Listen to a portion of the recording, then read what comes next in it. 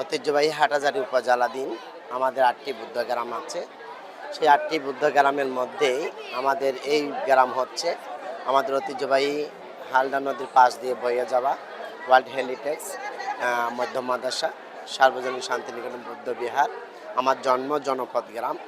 আমি এই গ্রামে এই যে মধ্য মাদ্রাসা সার্বজনীন শান্তিনিকেতন বৌদ্ধ বিহারে আমি দীর্ঘদিন এই বিহারে অবস্থান করায় আমার এই মধ্য মাদ্রাসা সার্বজনীন শান্তিনিকেতন বৌদ্ধ বিহার পরিচালনা কমিটি, দায়ক দায়িকা এবং গ্রামবাসী সকলে আমার যে বিক্ষুব্ধ জীবনের যে প্রাপ্তি, সেই প্রাপ্তি আমার যে মহা ১৩ বরণ, আমি এখন ভিক্ষু থেকে ১৩ হয়েছে, ১৩ থেকে মহা ১৩ বরণে অভিষিক্ত হচ্ছি।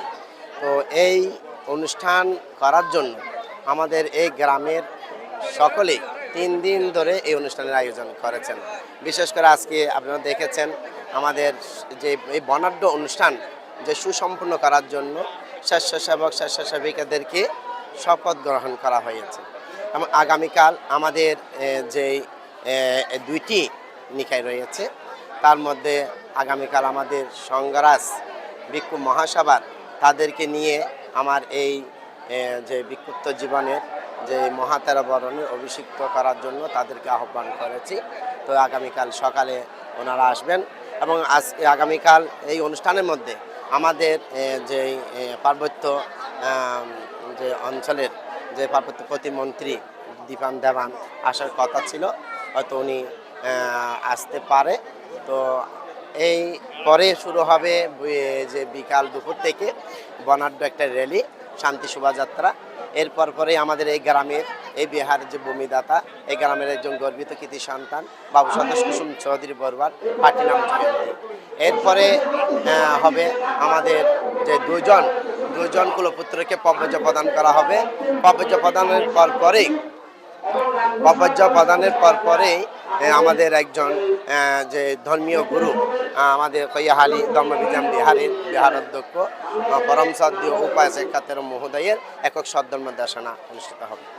এরপর পরেই দ্বিতীয় দিন আমাদের যে শুক্রবার যে বর্ণাঢ্য অনুষ্ঠান আমাকে নিয়ে আমার যে মহা ১৩ বরণ অভিষিক্ত করার জন্য আমাদের বাংলাদেশ বুদ্ধ ভিক্ষু মহাসভার সংজ্ঞানায়ক উপসংজ্ঞানায়ক সহ প্রথম সারির যে ভিক্ষু সংঘরা এখানে উপস্থিত হবেন এবং দেশের বাইরের যে অনেক নেতৃবৃন্দ, অনেক বুদ্ধ নেতা এই অনুষ্ঠানের মধ্যে উপস্থিত হবেন।